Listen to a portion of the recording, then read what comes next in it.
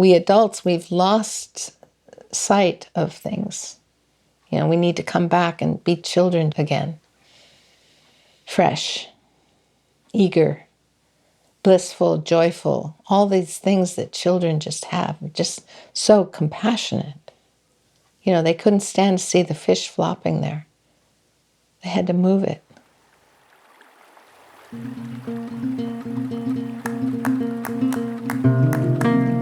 Welcome to the Any Place podcast. I'm your host, Robin Nisbet. This is the second of a two-part series of conversations with Karen Hesli, recorded in January 2025 during the Palisades and Eaton fires in Los Angeles. In this episode, she tells the story of being in Matilija Canyon during the Thomas Fire of 2017. We also talk about living on unceded Chumash land and what it means to be a steward of this land. This is Karen of the Canyon, Part 2, Fire.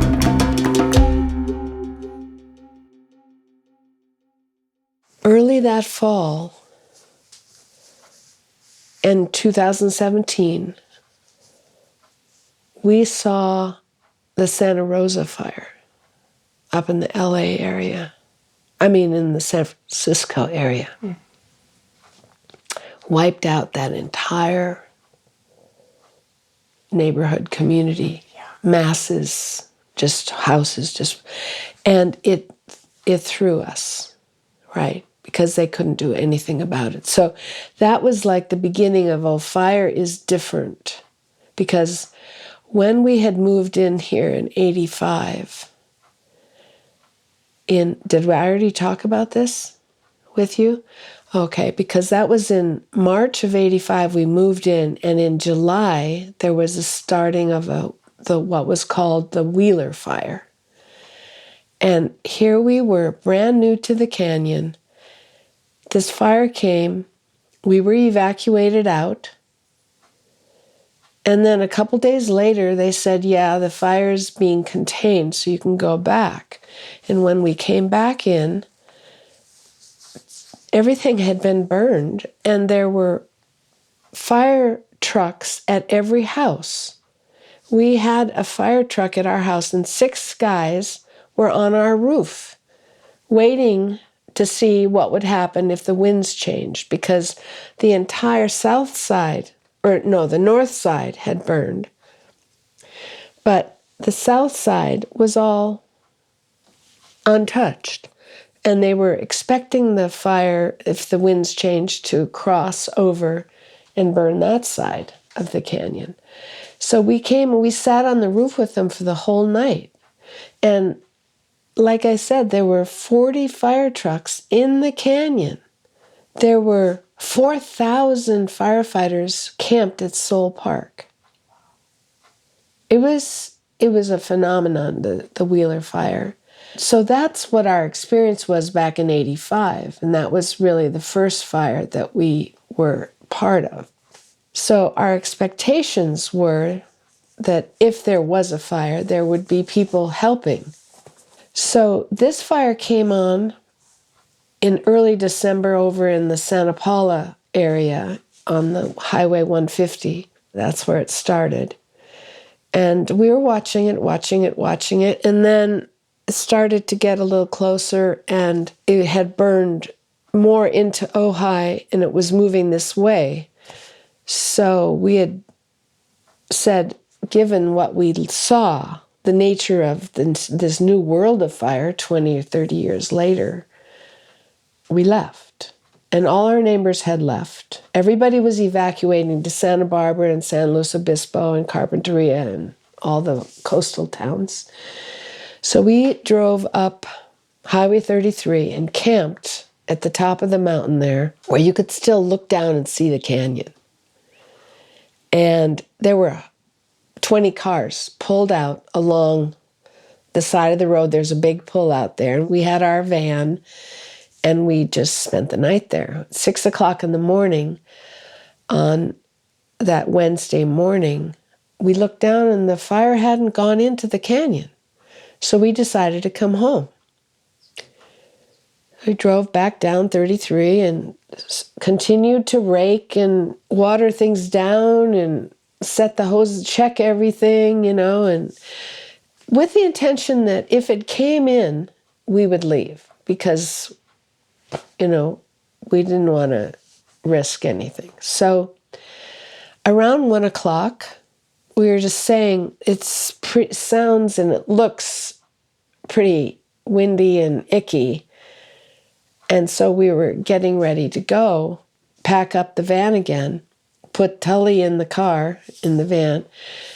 And our neighbor drove by and saying, "You can't get out. There's a big electrical pole that has fallen over in the wind." So we said, okay, we're not leaving, right?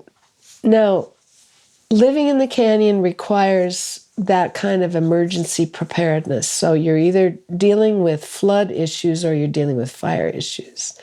So Jeff, of course, had orchestrated this whole system. We had a pump in the river and fire hoses.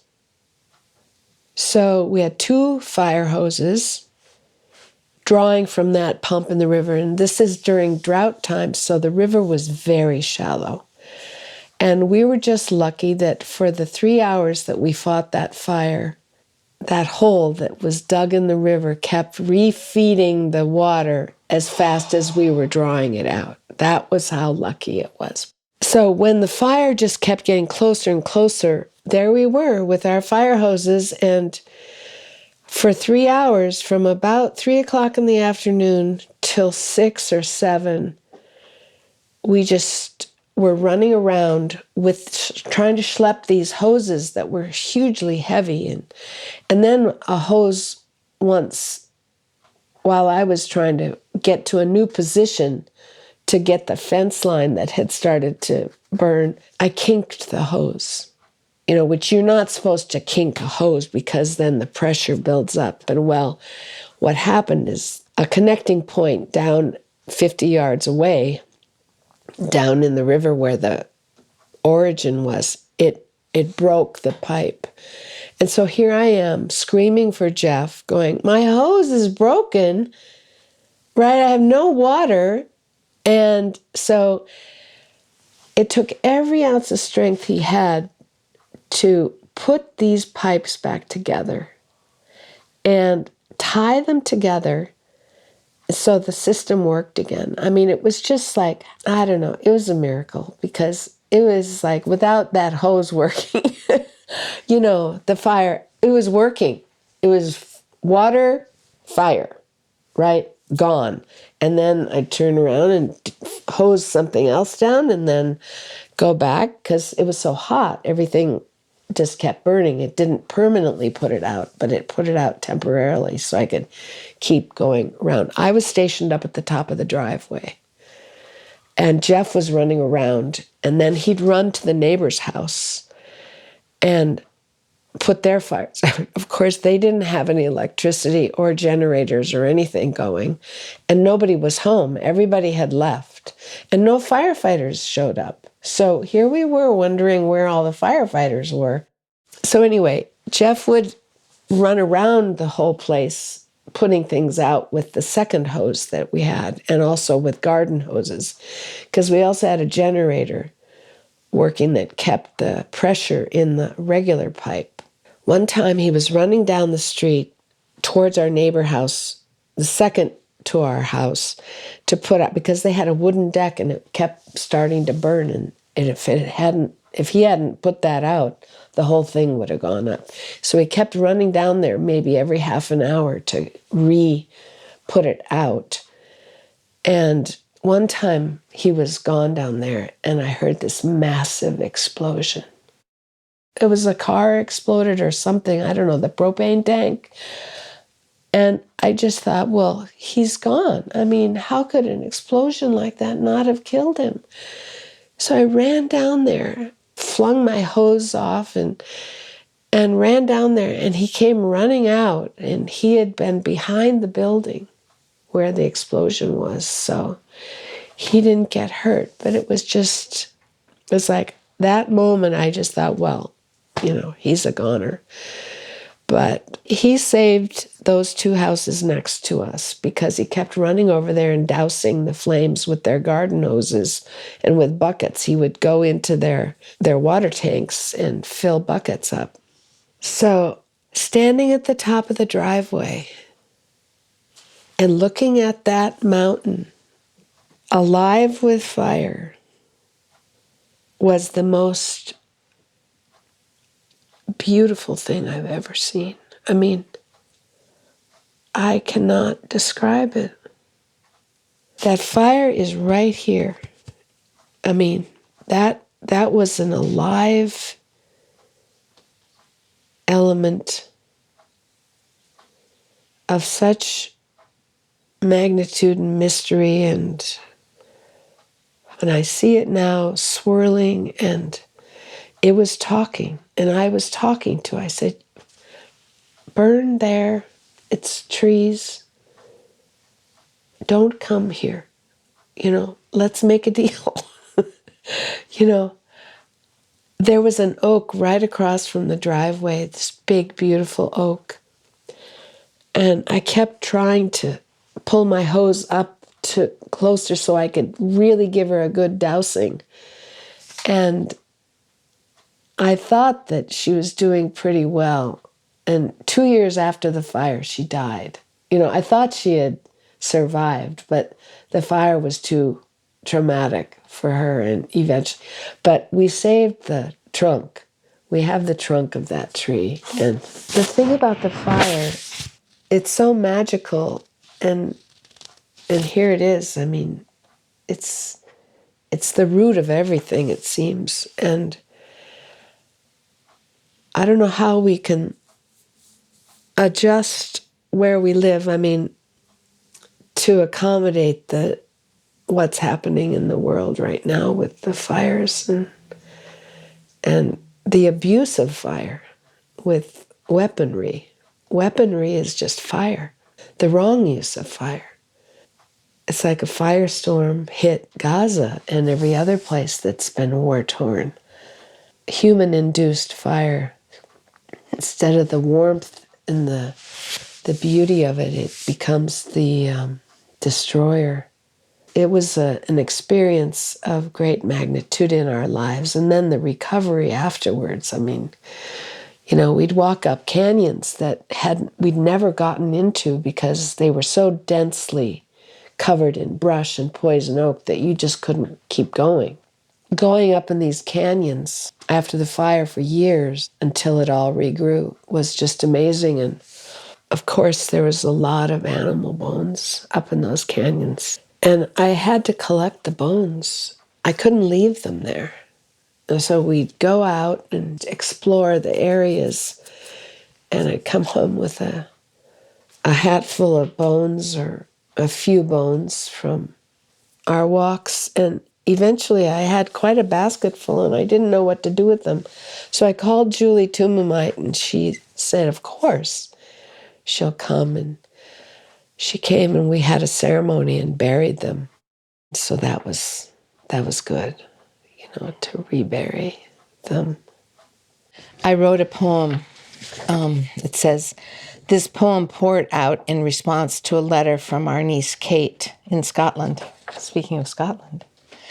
I think my sense of relief was finally registering when it dawned on me that Kate and her family original travel plans were to be in Ojai with us during the 3 weeks when the fires were raging. Lucky for them, they went to Spain. So she had written, wondering how we're doing. And so I wrote, Dear Kate, it's been over 2 weeks since the ordeal. Barely a meal has been ate without wondering what's next. Adrenaline has coursed through the blood, scattering thoughts like mud. I might cry when I read this.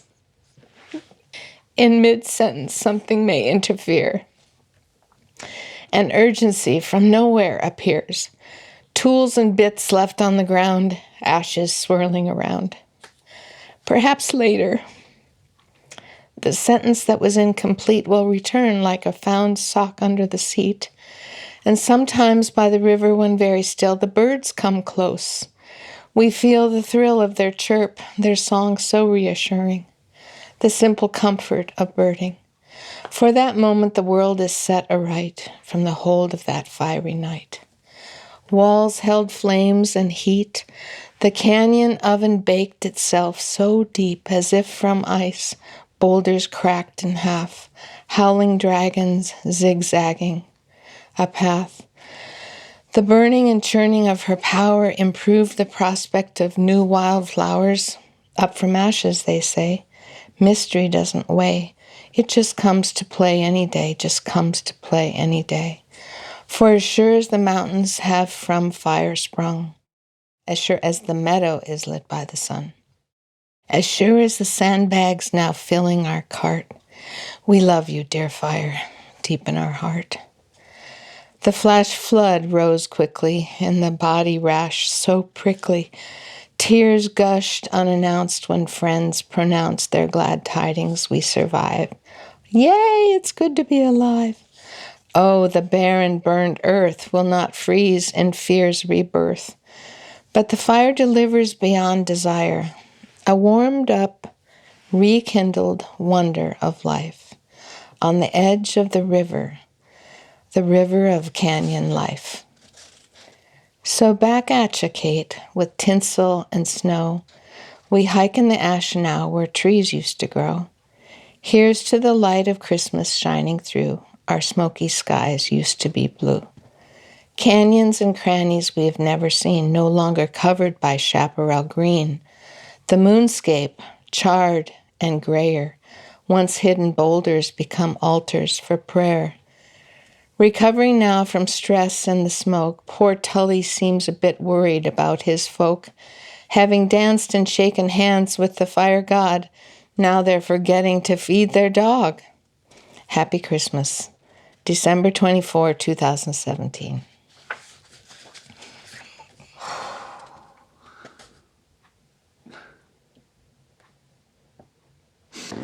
I know that the people going through the fire, I've been so anxious for them. It's all coming back. So, pray for them. I mean, my good friend Teresa, your former teacher, lost her house in the Thomas fire. And, her comments after months of feeling deep loss and trauma and the PTSD of it all, the shock. Upon reflection, she was just looking at the other side of it, where you don't have to manage your things. Spend your life managing things and protecting them and dusting them and rearranging them. And so it was a gift of sorts. The surprise of the trauma is there's a gift inside of it somewhere, and she definitely found it when they rebuilt, and it took them a long time to wade through the county system. But their house is a statement of beautiful simplicity. She quoted to me from some philosopher, Cocteau, I don't know. Does that sound familiar? Am I saying it right? I think so. And he was asked, if you were to be in a fire, what would you save? And he said, the fire. So that was kind of, such a big learning. We didn't lose anything. We saved our house and 2 of our neighbors' houses, and 4 of our neighbors burned. We couldn't get to them. And, it's a gift to have the house, and it's a gift if it had burned down. So there's gifts everywhere. It's an amazing thing. The animals haven't come back that much. It's been 7 years. The deer are slowly coming back. Before the fire, we had 4 bear. We started calling that area over far on the other side of the canyon wall, Oso Expressway, because our neighbor, Jim, had brought over these cameras, and every week he'd set out 2 or 3 cameras over there. And we couldn't believe that we hadn't noticed that there's so many bear living over there, up and down the river, because it's so well hidden. I mean, it was just a complete willow forest over there with the sycamore and oaks in between. But we saw 4 different bear with 2 cubs each walking over there. Well, after the fire, we didn't see a bear for years. In fact, we're not sure that they've come back. Our neighbors further up the road, they say they've seen a bear or 2. And our friend Irisha up the road has said she's seen lots of deer and maybe a mountain lion, or maybe she's heard it. There was a solar eclipse, and I camped one night. I spent one night out in the canyon, and that night I heard mountain lions having sex. It was like, that loud, that, like, it's so scary. It's frightening. It's like something out of a horror movie. Yes, because it's a scream. It's a scream. Yeah. And it's like, if we think house cats that's Yes. a sound. This is like times 100. And I was terrified. Absolutely. So there's definitely mountain lions. Oh, we've seen bunches of mountain lions over the years, but they're not here right now. I thought I heard a mountain lion baby cub the other day, a little shriek, and I went, oh, good, because it could be about the time that they would be leaving their den, because well, not quite. No, it's a little too early, because they mate in the fall, and then around now they're hatching. Yeah. And then they're leaving the den, or the mothers are trying to keep them in the den. And one year, we had a conversation with the mountain lion family for about 4 months when she was scolding the cubs. Every night she'd leave and say, you stay in your den. And then she'd be gone for 2 or 3 hours, and she'd come back and she'd scold them because they had left. And so we would hear this conversation. It was like at 9 o'clock. She said, I'm leaving. I'm going to go find some dinner. And then at midnight, and it was going on for like 3 or 4 months. It was the most beautiful thing we've ever heard up here. And then they all went roaming around, and, some people did see 2 or 3 cubs drinking at the river one day, that little batch. But since the fire, we haven't, at this part of the canyon, and we rarely see coyotes here anyway, because it's a bit too narrow for them here. The coyotes live at the other end of the canyon. Right. What year was the Thomas fire? 2017 in December. Oh my goodness. Okay. And then after, what? Oh, What? yeah. So I realized that I camped right before it. Okay. Right, because then if it was, because I Yeah. remember coming up here afterward and just seeing how, Yeah. the effects of the fire on the Right. Because, the big Montecito tragedy when after the fires, because they had a whopping big fire over in Santa Barbara. I mean, Los Padres.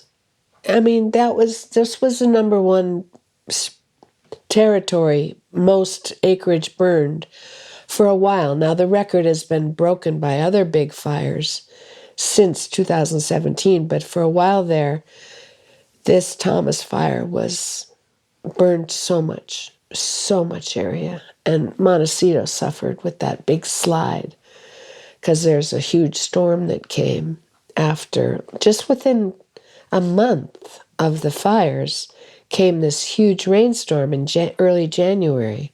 And here it came too. There was a flash flood and deposited massive amounts of debris. We're lucky that it didn't just come and wipe out the whole house then. Because, I mean, there's a huge pile of debris right there, which that's where our dock is built. We decided, might as well just see this big mound of dirt. Well, this isn't going anywhere. This is like a wall of old burned wood. So Jeff, of course, he starts building, putting rocks, boulders on top of it, sinking it down. But eventually we had to put cement on top of it. And then we built the dock. So now we have this nice perch. But it was the debris flow from the flood, the flash flood. It was amazing to see how fast the canyon restored itself. Absolutely stunning. Yeah, these cycles, living along this river, the cycles of nature, you see how resilient she is. My God. One of the things that Carol Starks and I started when we were both teachers was coming up to this Matilija Environmental Center, MESA, Matilija Environmental Science something. And so there was this campground that had belonged to the Ventura County, and it had closed because the river got flooded and the campground got destroyed. But there were few things left on the property, and it was just a beautiful property. The lake was right there, the reservoir for the dam, and these hiking trails. And so Carol and I took our classes up there for 3 weeks and had school up there. We had nature school. And we were camped, and John Christensen was the director of MESA. And it was the best thing. And we did that for Carol left, of course, but I continued to do that even as I was the director. I just set up a base camp, and all the kids would come through in the whole elementary school. The eldest ones, maybe they were 6th through 8th graders, or 5th through 7th graders, maybe. They stayed for 3 weeks, and they had the option of staying on the weekends. And it was just so much fun. We camped up there. We made our own food. We learned how to make good food camping, and the kids all worked in the kitchen, and then we would hike and do nature studies and just explore the animals and the trees, and we'd hike up to the waterfall, and we'd hike up to the White Slab. On certain days, we'd take these long hikes. We'd drive to the end of the road and then hike. So that was a very wonderful, like you say, the outdoor experience at Oak Grove is very strong. First of all, you have the campus. Right. And, just nestled under these oaks and just these open spaces. Which I still have, as an adult, I still have dreams that take place on the campus. One I'm remembering right now is being in like this tree house between the field and the pavilion. The geographic proportion was different in my dream. It felt bigger. But I remember it was like I was living in this tree. Yeah. The trees are such a big thing at that school. The deep alignment that you get from living and working and teaching there, it's embedded in everything. It's part of the beauty of it. And all the K schools are alike in that way. Everywhere you go in the world, the campuses are just stunning. Stunningly natural. They just grab you and take you in. Jeff is in India right now. He's in Bangalore. And the jungle birds and the monkeys. And I mean, it's just a cacophony of beautiful sounds. And one of the things that we did for years with the junior high is take them on these deep excursions. I mean, you went to Baja then with Teresa. I mean, life-changing. Life-changing. Going to Magdalena Island, being on those sand dunes, feeling the wind at night. I was there with Sarah. I remember one night before we went to sleep, we snuck out of our tents and went up onto one sand dune. And this was the first year that we started interacting with whales, or that was documented that there was this interaction with whales. So we went out on a fishing boat, whale watching, but normally I had been seeing the whales from a distance. And there was a Baja expedition boat ahead, and we noticed the person who was driving the boat brought us up, and we were witnessing them touching a whale. The whale was right next to the boat, gray whales. So migration season, this must have been spring, in the Sea of Cortez. Then the whale came up to us, and she had a baby with her, and she let us touch her baby. And her baby was just, I mean, these whales are so big, they could have just knocked our boat over. But they were rolling with the boat in this way, so gently, letting us touch them. I just remember looking into the whale's eye. Like, it was such a profound experience. Absolutely.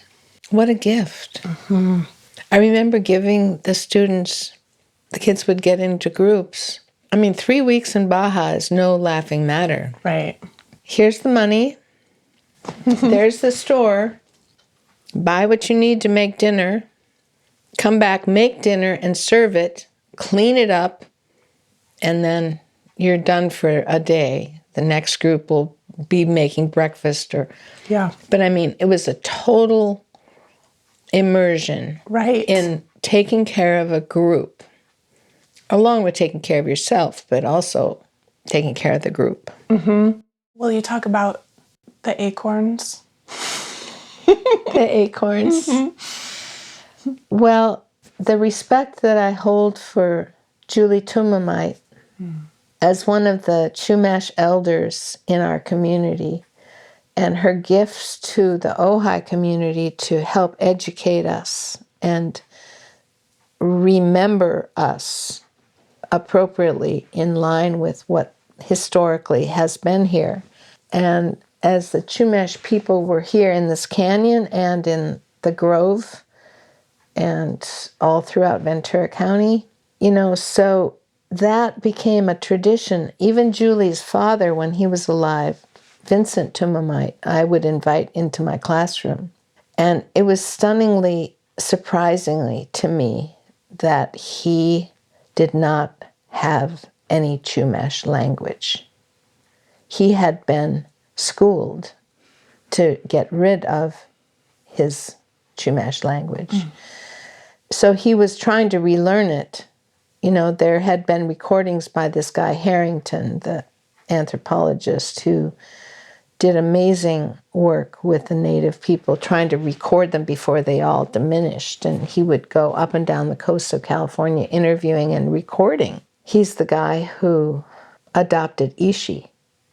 Did you ever read Ishi, the last of his tribe? Yeah, which also is a big misunderstanding, though, because the tribe is still... There's True. Still people of that tribe. Yes. Yeah. But at the time, they thought he was one of the last. Right. And so Harrington adopted him and put him in the museum as if he was a museum piece. But Julie has brought an intelligent and very respectful presence to the community.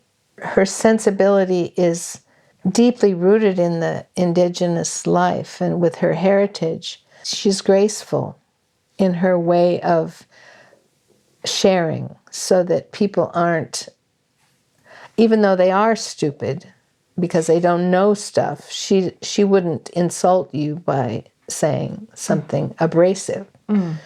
So she's given us the gift of just learning things about native ways, but not enough. I mean, she's very modest in her, but she's very busy. I mean, she doesn't stop. You use the word remember us, or you use the phrase remember us. And will you talk about what that means? We all come from the earth, right? So whether it's from Spain or what's now called Spain or somewhere in Africa, I don't know. We all come from somewhere, and it's that relationship to the earth. So Julie has helped us remember not just the Chumash roots, but human roots. It's bigger than the name that we label it. So that was one of the gifts she gave to the schools in the county. She visits schools. And going back to your question about acorns, so the acorns are so abundant. That's the staple. I mean, it's like, there it is. And it's the protein and the carbs. It's a perfect mix of food. And she taught us how to harvest the acorns and to prepare them and to leach them in the river. And if you didn't have the river nearby, you could just soak them in water. So that's what we would do. And then we'd grind them up and make these incredibly tasty pancakes. And we never quite got the gruel down. I don't even know if she called it gruel, but it was kind of like an oatmeal that they would have. The kids all preferred the pancakes. And so we've been doing that for decades, just collecting the acorns, chopping them up, and I bring them up to the canyon and we throw them in the river for several days until the tannin is all leached out, and then we make pancakes. So, I mean, who doesn't like pancakes? I mean, I'll make anybody a pancake any old day, even if I don't have acorns. I mean, flipping pancakes on camping trips, kids would want to flip them. I go, no, you can't flip them. But eventually I would have to say yes, because I love flipping pancakes on camping trips over big skillets. Very fun. I love your talk about the abundance of the acorns, and that's it feels like a gift from the trees that it just gives so freely. So much. There's just so much. So much. Isn't it amazing? And then the relationship between the squirrels and the acorns, and just watching that, there's so much to learn just by observing. Absolutely. The whole cycle around an oak tree with the acorn woodpeckers that are at the grove, at the school, and they are community birds, so they all help raise the babies. Mm-hmm. There's like 5 or 6 flocking around to each nest. Uh-huh. It's an interesting study to see them, and then how they put the acorn in the tree so that they can harvest the worm. Oh. They not only eat the acorn, but they get the worms out of there because, those are their treasures. And we harvest the acorns. We go, okay, if it has a wormhole in it, don't eat it. Right. Don't bother with it. Save it for the birds. And I would say probably 1/3 of the acorns that come down and that we try to collect have the wormhole in them. Just this tiny, cute, like less than like a millimeter big, just a tiny little wormhole. And then you open it up and it's eaten and moldy and perfect worm food. Right. I wanted to ask you were talking about Julie and the ways in which she has brought some awareness and presence in this gentle, graceful way. And you said, but it isn't enough. I wanted to ask you about that because I think there's this idea that history is in the past, and maybe it's easy to not acknowledge history. And so, talking about white settlers and our relationship with this land being taken. And also this idea that maybe we think of Indigenous people as also being people of the past, when Indigenous people are here today living. And so I was wondering what you feel like is needed or could be brought to light. Yeah, it's a good question because what comes to mind is my own guilt about living on Chumash land and property owning. People coming up to the canyon wanting to go in the river. A lot of stupid people. I mean, coming up and abusing the space with all-night partying, drug use, needles then left on the riverside. I mean, so you want to scold them or tell them to go away, or, you don't welcome them. Like, this is a beautiful, wild place.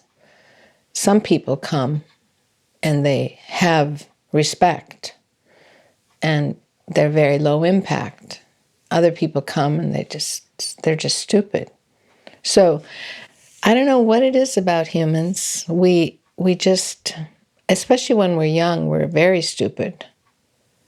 If we can only get through our 20s and 30s with a little bit more mindfulness, then maybe it wouldn't be quite so impactful. But I mean, I'm talking about myself, not just other people. When do we wake up? When I had my interview with Krishnamurti, all I did was cry. I felt so bad for being so stupid for so long.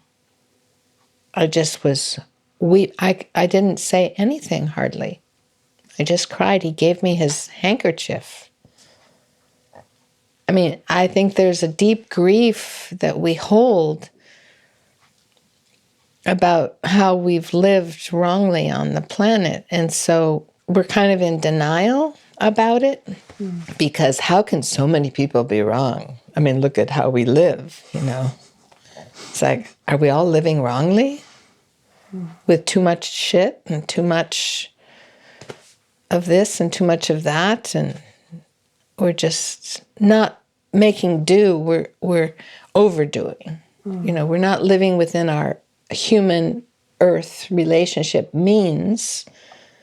We're just taking full advantage of the earth and not respecting her. So that's what I mean by remembering. We have to remember the earth as part of us, and it's a loss, and it's a grief, and it's a sadness that I hold.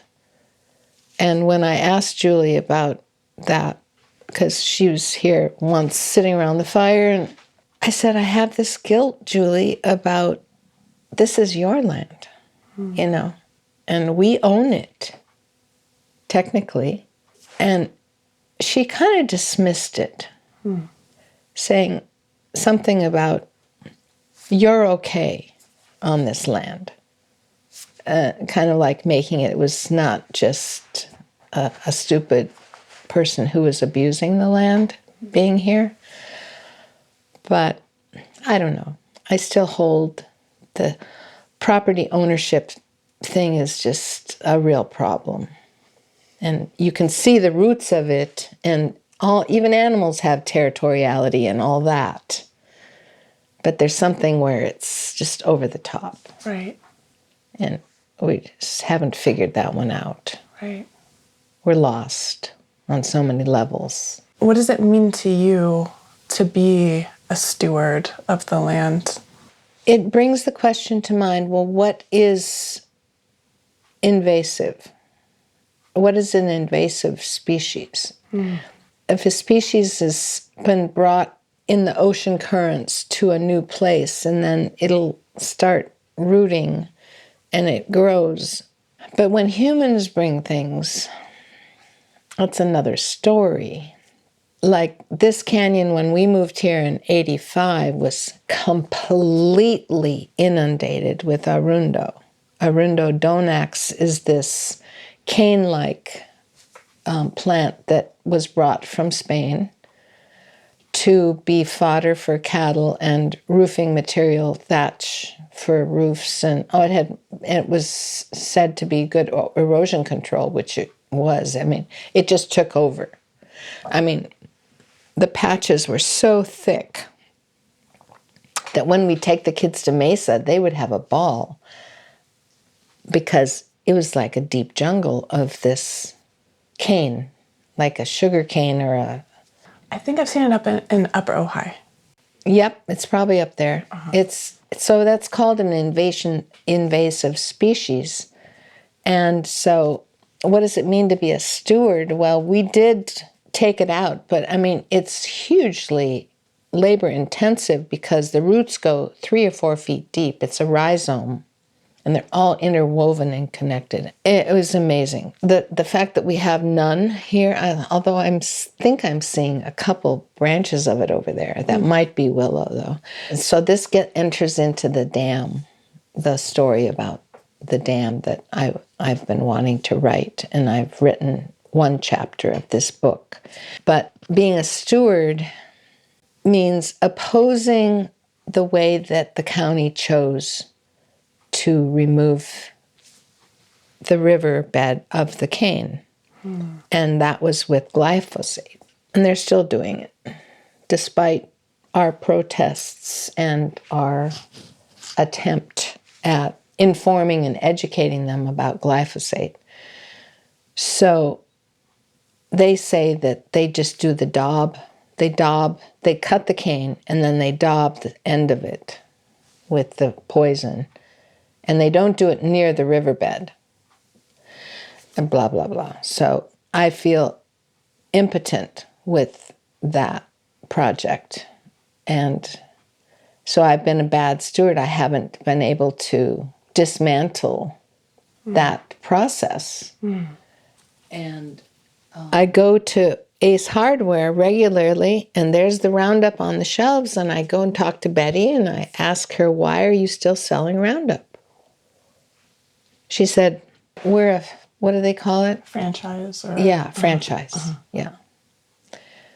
So I don't know. I mean, to be a steward is an ongoing daily relationship with what you buy and who you write your letters to. And I mean, it's just an ongoing responsibility of trying to live in relationship, do no harm kind of thing.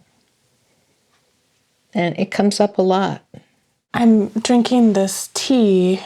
Will you first describe what's in the tea? It's all tea from the canyon, right? Let's see. Yarrow is from the Sierras.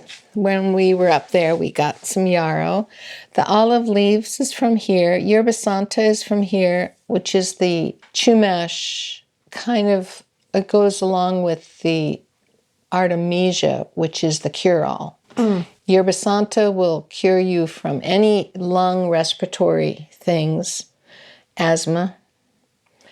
My friend uses it for his asthma very effectively. And Artemisia isn't in this tea, but that's the cure-all for any kind of head, both psychological or headaches. Wow. Along with bay laurel. Bay laurel will either give you a headache or take it away because it's one of those homeopathic things. But I don't think bay's in here, no. But I love the bay laurel that's wild here too, native. White sage, thyme, fennel, that's a non-native, but it sure has a lot of health properties, healing properties. Mint, spearmint isn't native, although there is a mint that is native, but the one I grow is spearmint, non-native, and oregano. So it's either in the garden or in the wild.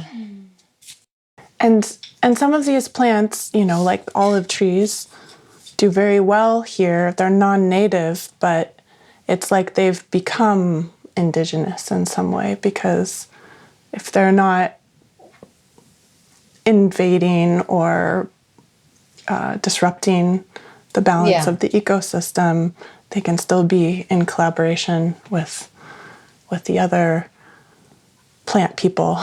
Right. Yeah, it's not like they're olive trees just that sprouting up in the riverbank. It's a sycamore, willow, alder, and then the smaller plants. But those main trees are and the oak. That was one of my questions, was who are you closely acquainted with? I think you've named most of them. Well, I think Diana Johnson, who used to own the herb store in Ojai on Montgomery, when I first came to Ojai, she offered herb classes. And I went, and learned about the native plants. And that was the beginning. And she had a whole store full of, it was an apothecary kind of wonderland with jars of native things and things, exotic things too. But it was a beautiful class. And I attribute that class to my interest that just grew from that point on, the plants.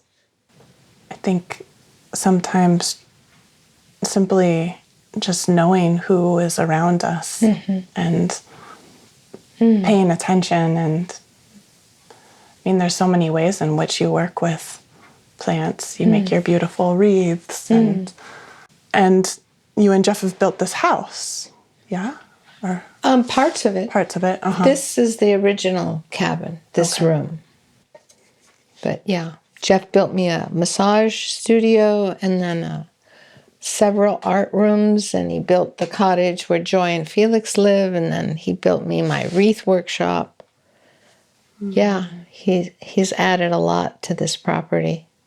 But being a steward, I mean, the dam is projected to come down eventually. And there are a lot of people working to make that happen, including the county, because they've tried to restore the Ventura River so that when the dam comes down, there won't be bad stuff happening with all that mud and debris and water on the other side. So they reinforced the whole Santa Ana area, the Santa Ana Road there, with the bridge. Of course, the dam is the kernel of a story that I've wanted to write, which talks about the original site of the dam. Here, this Matilija Dam was the site, as the myth goes, of a massacre when the Spanish were colonizing the coast and building the missions, etc., and their olive groves and their grape whatevers, and populating the area. They needed help. So they were enslaving and rounding up the Chumash from inland. And as they were trying to do so, they had a big fight here at the mouth of the river. Spanish died and Chumash died, and some Chumash fled. And because this canyon is spring-fed with hot springs, it was a place of healing for the Chumash and ceremony. So they would come up and do ceremony here. And so the Chumash that left fled to Bakersfield. According to the myth, we don't know if it's true or not, but according to Harrington, he said that the people in the Chumash natives in Bakersfield area had two different hairstyles. One was the top knot, and one was just the hair hanging down. And the top knot people were said to have come from Matilija Canyon. And they called it Matilija, which means divide, because the river goes off into 3 or 4 directions up top. But anyway, they fled over there and they lived over there. But some say that that Los Padres should be renamed. I'm surprised it hasn't been renamed by now. I know. But anyway, Los Padres National Forest goes all the way up to Big Sur. You know, it's hundreds of miles of incredible wilderness. So there's lots of room for people to have lived after that massacre, which was maybe in the early 1800s. Could be mid-1800s even. It wasn't that long ago when you think about it. There's a story there because not only was the massacre happening in that whole story, but then the dam was built and it was faulty. Well, that the Chumash say it was built on a burial site. It was cursed. And that's why the dam, they had to cut it down 100 feet. You know how it's notched? Yeah. Because it started to crack after it was constructed.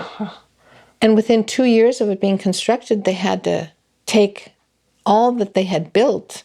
The whole center of the dam had to be removed. And then our dear friend committed suicide there. So that has a story. Yeah. You know, he attached his arm with a handcuffs to the grid at the bottom of the lake.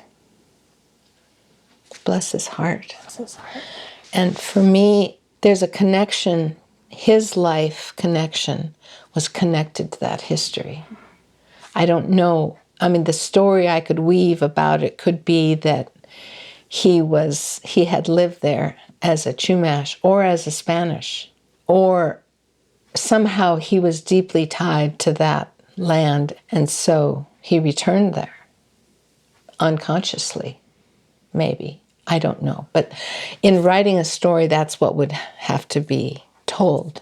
And the story that I could end on is the story of before the dam happened, when life was just kind of normalized here in the canyon with the people coming and going, migrating like the steelhead. They'd come, they'd go back to the sea, they'd go out to the islands. You know, they had a good thing going. They just had such abundance. There was just weather and food, kind of a heaven. This story was told to me, and I've never remembered the origin of it, who told it to me or what, because it just became part of me. And I can't remember the beginning or where. But the story goes like this, that it was some river. It wasn't necessarily this creek, but on some river somewhere, when the river was drying up, the tribe had decided to move. And being nomadic, they always moved. When the weather was this and the weather was that, they migrated here and there. So they were moving. But as the creek was drying, the children of the group couldn't leave the animals in the river animals to dry up. So the night before they were to leave, the kids all gathered, and they'd been preparing by making nets. And they went and collected all the flapping fish in these shallow little muddy pools that were ready to shrivel down to nothing. Collected the turtles and the frogs and the fish and the whatevers, and they schlepped them miles up creek to where the pools were deeper and shadier, and that in the hopes that they would live before the next rain. And they did that all night long. Little ones, big ones, all carried. And then the next morning, the clouds appear, and the spirits of the mountain lion and the bear and the raven speak to the adults and say, the children have spoken. And the rains came and they didn't have to leave. But our children, they're the ones that we have to hold so they can do this properly, how it needs to be done. They know how to do it. And we adults, we've lost sight of things. You know, we need to come back and be child again. Fresh, eager, blissful, joyful, all these things that children just have, just so compassionate. You know, they couldn't stand to see the fish flopping there. They had to move it. All those parts of the dam being built and the dam coming down, and the people who used to live here enjoying the beauty of the islands and the rivers and the woodlands. That's all has to be woven into the story that I have to write. And I'm not a writer really with prose. I can write a poem now and then, but anyway, it's a project that I've wanted to do. So, but the dam coming down will be the resolution, right? Because the fish could never climb the ladder that they built. It wasn't a good fish ladder. And there's 75,000 dams in this country that were built in the 40s and 50s, right, after World War II. Mm-hmm. And the reservoir is filled. It's all mud. And who knows what else is in there. But all over the country, probably all over the world, there are dams that have lived their lifespan and need to come down and restore the wetlands and the whole system again. Mm-hmm. And they've done it in the Ewald, I think it's the Klamath for sure, and the Airwall, or there's some river up there that starts with an E. I can never remember the name, but they're really good success stories around with the restoration for the salmon. My last question for you is, what is your prayer? Yeah. Prayer in the traditional sense with the religious twist to it is, Dear Lord, buy me a Mercedes-Benz kind of prayer. So I'm going to take back the word prayer to mean not asking for something, but to be prayerful, which in my interpretation could mean on the ground, barefooted, in a place of connection, not separation, in a place of feeling the ground, and the ground is our home. And that's enough. And that taking that pause to be home throughout the day. If you're not barefooted, it's okay. If you're on the subway, right? But here I am on the subway with the sea of humanity all around me in prayer, being with all those people on the subway.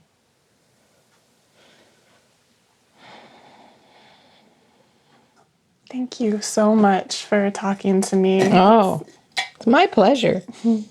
It's been fun to kind of reminisce, and I was really nervous about it because there's just so much. And then I had this fear that I wouldn't have anything to say. And here I've been blabbing on. Ask a few questions, you can't get somebody to stop, right? All you have to do is be a sounding board, and then once upon a time. You really did have to walk miles in the snow.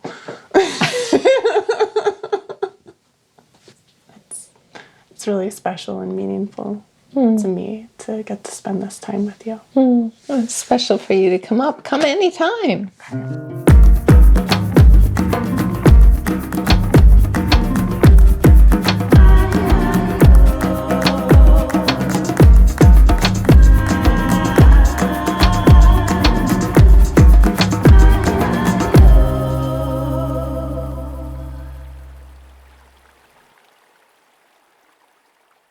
Thank you for listening today.